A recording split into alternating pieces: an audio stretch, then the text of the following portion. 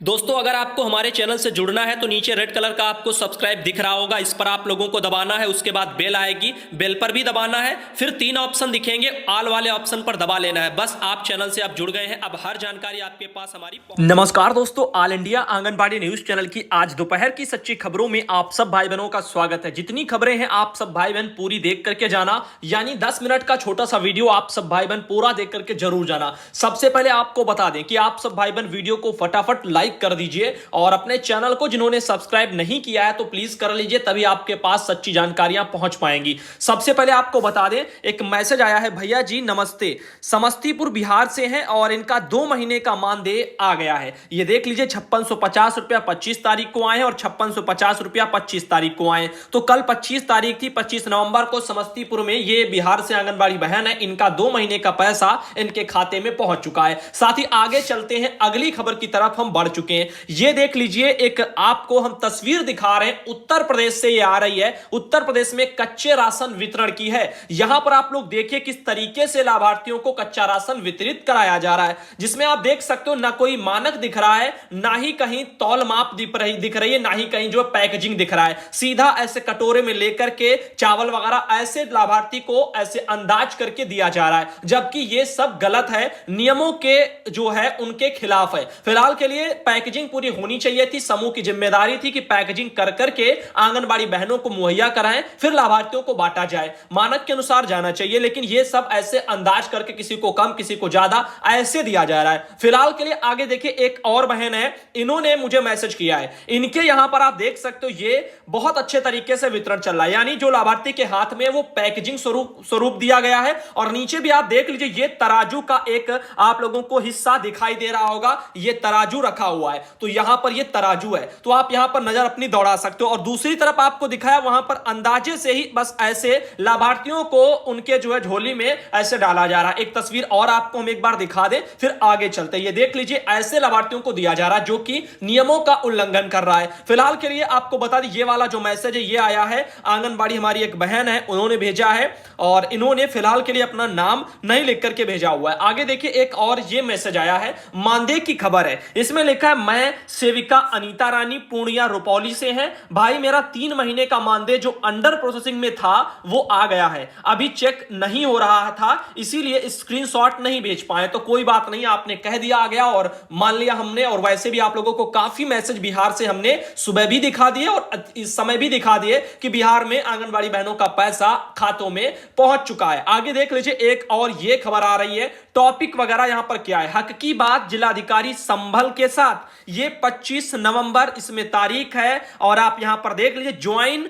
जो है zoom meeting का ये लिंक दिया गया है, और साथ ही मीटिंग की ये आईडी है, पासकोड इतना है। भैया जी नमस्ते, यह हमारी सीडीपीओ ने डाला है, जानकारी यह हमारे समझ में नहीं आ रही है, प्लीज इसे बताएं। तो बहन, ये जूम मीटिंग जो होती है उसका ये लिंक नीला वाला दिया, और नीचे ये मीटिंग की ये आईडी है, उसमें भरना पड़ेगा, ये पासकोड डालोगी तो तब आपका उसमें लॉगिन हो पाओगी, यानी ज्वाइन कर पाओगी। गूगल क्रोम पर जाकर के सब वहीं सब ऐसे खुल जाएगा किसी ब्राउजर के जरिए, और उसी पर मीटिंग होगा। तो मीटिंग में कहा जा रहा है अपने हक की बात जिलाधिकारी के साथ में करें। इसको लेकर के 25 तारीख को था, लेकिन आज 26 है, आपने जो भेजा या हम तक बाद में आया है, तो ये एक दिन लेट हो चुका है। फिलहाल के लिए आगे चलते हैं, यहां पर एक ये सरकारी आदेश आप सब भाई बहन जरूर देखिएगा। इसमें क्या है, कोरोना वायरस यानी कोविड-19 के बढ़ते संक्रमण की रोकथाम हेतु जिला दंडाधिकारी एवं पुलिस अधीक्षक सुपौल का एक संयुक्त आदेश निकल के आया है। तो बिहार के सुपौल से देखिए एक सरकारी आदेश ये आया है,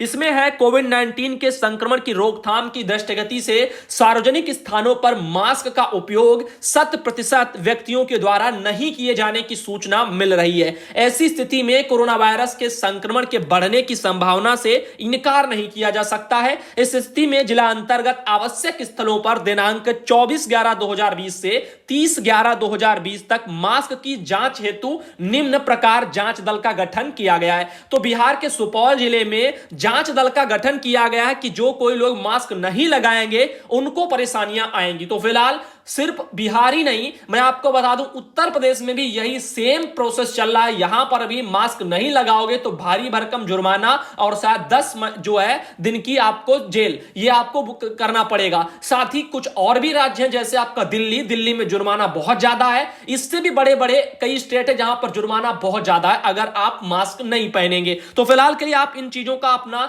जो है ध्यान रखना, मास्क पहन करके ही घर से बाहर निकलना और हो सके तो कम निकलना। फिलहाल के लिए आपको बता दें, देखो चुनाव जो थे वो निपट गए, सरकार का मेन फोकस था चुनाव निपटाना। चुनाव जब तक चला तब तक कोरोना की तरफ न कभी मीडिया ने अपनी नजर दौड़ाई ना ही सरकार ने कुछ बोला। तो मीडिया वही करती है जो सरकार चाहती है। तो अब देखिए चुनाव खत्म, तो अब फिर से लॉकडाउन लगेगा आप लोगों का और फिर से यही सब आप जो देख रहे हो इस तरह से जांच वांच ये सब कार्यक्रम प्रस्तावित हो गए। यानी कोरोना अब बढ़ने लगा जब चुनाव खत्म हो गए। चुनाव रहे तब तक कोरोना का असर नहीं था या कोरोना के चलते चुनाव नहीं टाले गए, लेकिन अब ये सब टल रहा है। विद्यार्थियों की परीक्षाएं टल जाती हैं, नौकरियां टल जाती हैं, रोजगार सब ये सब टाल दिया जाता है, लेकिन चुनाव नहीं टाले जा सकते। फिलहाल आगे चलते हैं और आपको बता दें इसमें क्या लिख के आया है। इसमें कहा जा रहा है कि प्रत्येक जांच दल के साथ खंड के प्रभारी जो चिकित्सा अधिकारी हैं और स्वास्थ्य कर्मी ये भी वहां पर प्रतिनियुक्त कर दिए गए, सिविल सर्जन, इनके द्वारा भी सब कुछ किया जाएगा।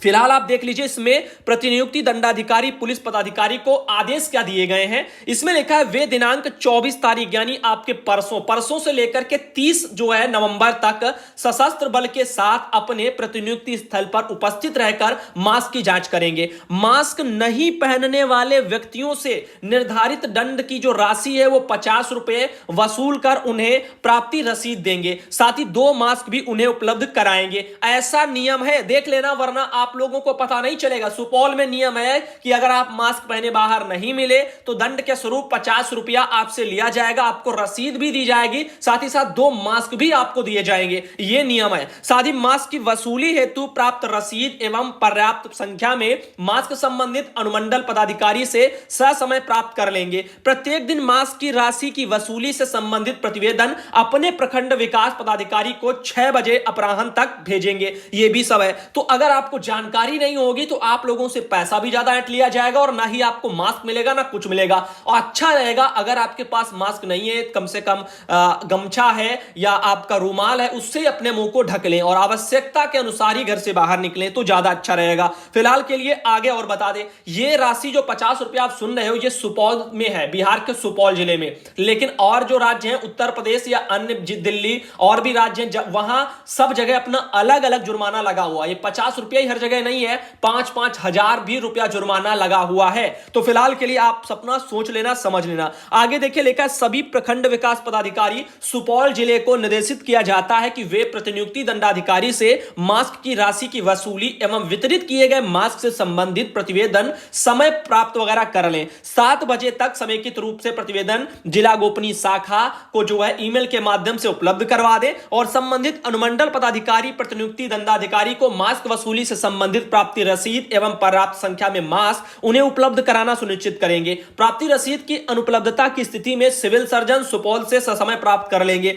ऐसे सब लिख दिया गया है। तो आप अपना देख लीजिए, जो भी आपके अधिकारी हैं, पुलिस वाले और भी लोग, वो सब भ्रमणशील रहेंगे और अपना चेक करेंगे कौन कौन मास्क पहने हुए कौन नहीं है। ये आपका यूपी में भी चल रहा है, बिहार में भी, यानी हर एक स्टेट में ये चल रहा है। और मास्क अगर नहीं पहनोगे तो जुर्माना आप लोगों को भरना पड़ जाएगा। आगे आपको बता दें एक और जानकारी, देखिए बढ़िया जानकारी है, चाहे आप खुशखबरी समझो या कुछ और। यहां पर मैसेज आया, अनीसा खातून बहन है, उनको उनके विभाग वालों ने भेजा है। इसमें लिखा है भैया या हमें हमारी सीडीपीओ कदौरा जालौन ने भेजा है और 2 सुपरवाइजर और है, मेरा नाम, इसे जो है किया करना होगा, कुछ बताएं नहीं जाता, पूछने पर ट्रेनिंग कराने की बात कराई और यह मेरे समझ में नहीं आ रहा, आप समझाओ। फिलहाल वो यही कहना चाहती है, देखो थोड़ा बहुत उन्होंने गलत लिखा है, उसके लिए तो हमने अब आपको हम समझा दें। ये उन्होंने जो भेजा हुआ है आप लोगों को, जो विभाग के अधिकारियों ने, ये है आपका pre primary nursery teacher training में इनको जो है ट्रेनर के रूप में बनाया गया। यानी बीएलटी ब्लॉक लेवल पर जो ट्रेनर बनाए जाएंगे 4,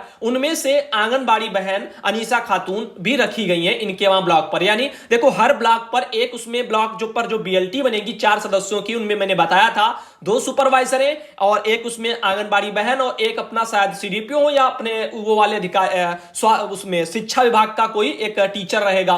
तो ऐसे 4 लोगों की बीएलटी ब्लॉक पर बनती है, तो उसी में ट्रेनर के रूप में ये चुनी गई है। ऐसे जगह जगह जिलों में चयन वगैरह होने अब शुरू हो जाएंगे। आगे देखिए एक और मैसेज ये आया, आंगनबाड़ी के लाभार्थियों के बीच में टोकन से होगा टीएचआर का वितरण। ये डीपीओ ने आदेश दिया है, आरा पड़ता है आपका बिहार में, वहीं से आ रहा है। आप देख लीजिए, जिला प्रोग्राम पदाधिकारी हैं रश्मि चौधरी, उनके द्वारा सभी बाल विकास जो पदाधिकारी हैं उनके साथ बैठक वगैरह की गई है और आंगनबाड़ी जो लाभार्थी हैं उनको पोषाहार का वितरण पर चर्चा भी की गई है। मोबाइल पर एक ओटीपी आएगा, टोकन प्रणाली सिस्टम बिहार में लागू है, वही सब के बारे में बैठक में जानकारियां दी गई हैं। तो फिलहाल के लिए इसमें आंगनबाड़ी जो बहनें हैं उनको समस्याएं आ रही हैं बिहार में टोकन प्रणाली से। पहले देखो क्या था, डीबीटी प्रोसेस था, तब बहुत से भाई बहनों ने डीबीटी का विरोध किया बिहार में। अब यहां पर ओटीपी सिस्टम है तो इसका भी विरोध हो रहा है। तो विरोध करना देखो, काफी लोग विरोध करते रहते हैं, लेकिन देखो ओटीपी सिस्टम अच्छा था अगर वो पूरा हो जाता, कम से कम पूरी की पूरी समस्या टीएचआर की, राशन वितरण की बहनों आपके कंधों से ही हट जाती। सरकार पैसा भेजे या ना भेजे, लाभार्थी आपके पास सर खाने तो कम से कम नहीं आता। लेकिन बहुत सी बहनों को वो मंजूर नहीं लगा,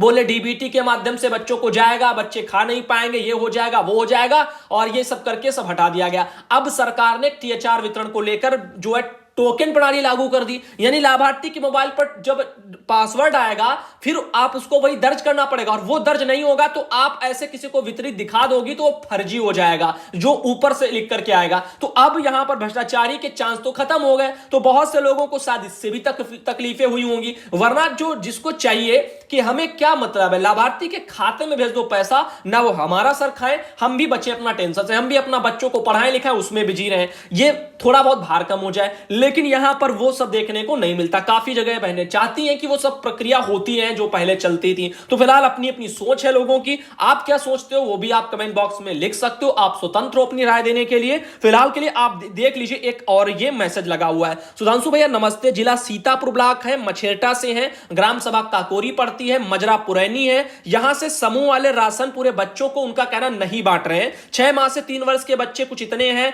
हिंदी में कुछ लिखा हुआ, राशन बांटे, और आधे जो है लाभार्थी को गेहूं चावल वितरण, ये कैसे होगा, यही सब उन्होंने अपना लिखा हुआ है। तो हम आपको ये बता दें कि देखो बांट नहीं रहे हैं तो आप चाहो तो अपना शिकायत करो, हमने नंबर दे दिया शिकायत का, वहां नहीं शिकायत करनी तो अपना सबूत लो, रिकॉर्ड करो, कुछ भी करो, उसके बाद अपने वहां डीपीओ कार्यालय जाकर के शिकायत करो या डीएम कार्यालय जाकर के भी शिकायत कर सकती है। फिलहाल इस तरह से केवल मैसेज करने से समस्या आपकी सॉल्व नहीं हो पाएगी, क्योंकि बिना सबूत के कुछ होता नहीं है, और जब तक आप खुद ही चल करके इधर उधर कार्रवाइयों की ओर नहीं बढ़ेंगी तब तक कुछ नहीं होने वाला। विभाग में हम जानते हैं भ्रष्टाचारी और जगह जगह शोषण है, लेकिन शोषण वो सिर्फ कहने से अगर मिट जाता तो बात ही क्या थी। हम 2 साल से यहां क्यों परेशान होते आप सबके लिए। तो इसके लिए आप सब जब अपने जमीनी स्तर से विरोध करना सीखोगी, लड़ना सीखोगी इसके लिए, तभी कुछ हो पाएगा। जहां जहां बहनें इसका विरोध करती हैं, लड़ती हैं, उनकी समस्याएं थोड़ी थोड़ी सॉल्व होती हैं। जैसे अगर कम आ रहा है कच्चा राशन तो आप उसका वितरण मत कराओ, जब तक पूरा मानक के अनुसार आना जाए तब तक कह दो हम बांटेंगे नहीं। अपना लाभार्थी को बुला लो और उनको बता दो इतना आया है, हम किसको कम दें।